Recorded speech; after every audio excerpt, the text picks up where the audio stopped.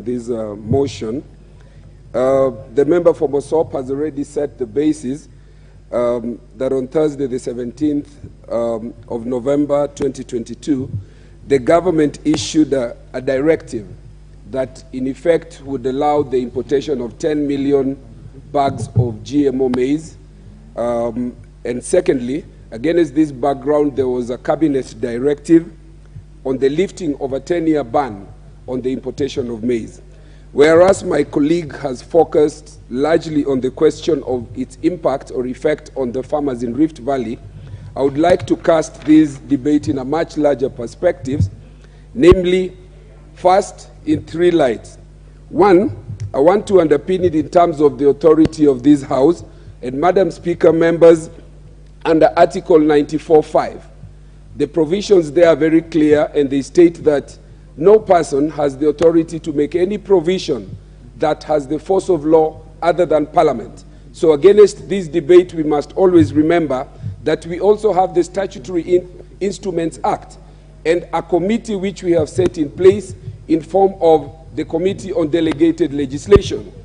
It is my position that under Article 94(5) and the Statutory Instruments Act, a decision as serious as one lifting the ban on GMO ought to have the seal of approval of this House.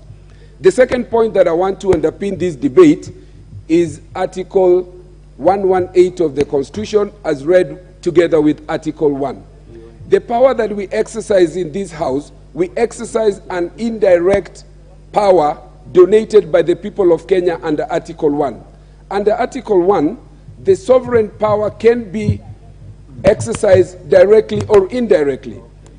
When they exercise it directly, they may exercise it by way of a plebiscite in a referendum, by way of a vote in an election, by way of being engaged in public participation.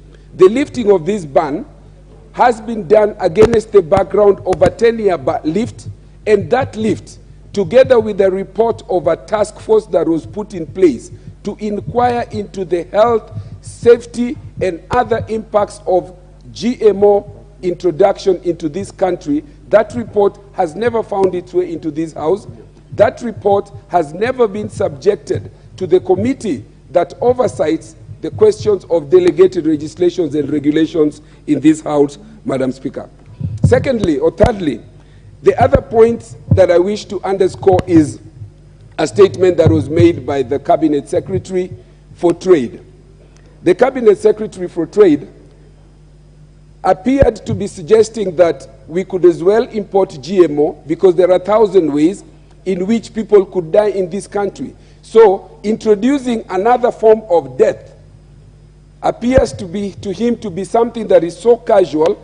And the point that I want to ask that this House considers is this, that when a Minister of Trade makes such a statement, can we ask that minister that we can actually then as well be saying that it is better to carry out or to engage in sex without a condom because there are 1,000 other ways in which you could die?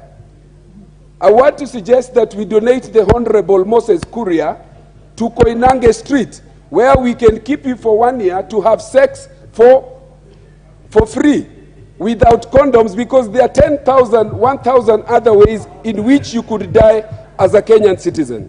So this is the casual manner in which this matter of GMO has been taken. But now, Madam Speaker, let me take this House through a little history on GMO and how it evolved. Madam Speaker, GMO began in 1982 when the Federal Drug and Administration approved the first GMO product that was developed through genetic engineering. Madam Speaker, this was used as a test to try and develop a DNA bacteria for the treatment of diabetes. Following this was in 1986 when FDA then again developed a coordinated framework for regulation of biotechnology.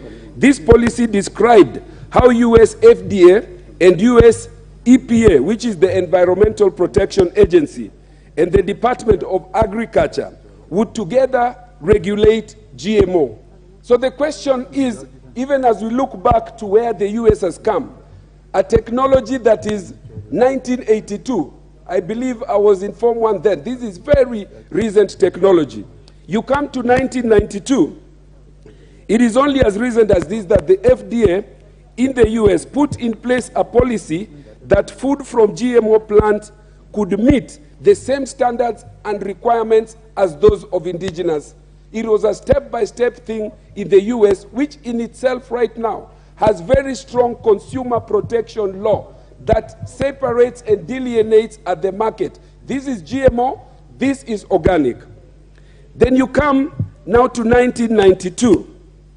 And then in 1992, where these standards were now allowed, you find that in 1992, the first GMO food product that was allowed to be consumed in the name of Flava and Sava tomato in 1994. This is barely 28 years ago.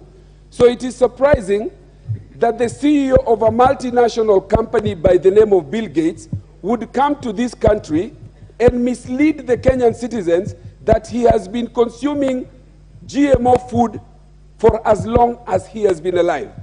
Bill Gates, if my check was correct, Bill Gates was born in 1955.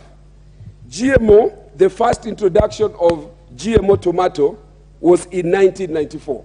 So I think even as we engage the people of this country on the question as to whether we can consume GMO, it is important that the facts are properly put on the table. And these are the facts on how to achieve the risk aspects of GMO itself. From the research that I have done, Madam Speaker, GMO poses the potential for increased cases of cancer, cases of infertility, danger to the environment, can pose danger to human and animal life and the ecosystem, and can drastically reduce or eliminate plant diversity. Once introduced, Madam Speaker, it is virtually impossible to stop the transfer where natural crops are grown due to the wind insect.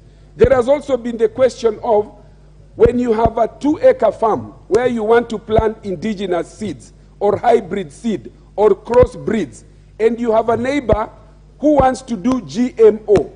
There is absolutely no non-scientific means by which you can be able to prevent the impact of what would happen through pollination, through insect transfer, through wind and other natural ways in which you can be able to prevent your indigenous plants and seeds from being affected by GMO.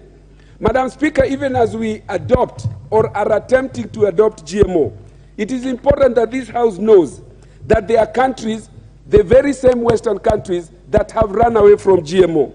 In Europe, Germany, France, Austria, Greece, Hungary, Netherlands, Lithuania, Luxembourg, etc. have rejected GMO. In the Americas, Venezuela, Ecuador, Peru, Venezuela have all rejected the question of GMO. In Africa, Algeria and Madagascar and many more. Madam Speaker, as I conclude, I would like to plead with this House that before we allow anybody or any entity to undermine the authority of this House, we must remember that under Article 95, we represent the people and we solve the problems that affect the people. This is one such problem that the people of Kenya are looking into this House to solve, and I want to recommend as I close that a select committee of the Agriculture Committee and the Committee of Health be put in place to be able to sit together with their counterparts in the Senate and undertake thorough public participation to ask experts and stakeholders and the people of Kenya whether indeed they want to resolve or vote to GMO. In the meantime, the lifting of that ban should be ceased, and all the instruments, including the report of the 10-year ban task force,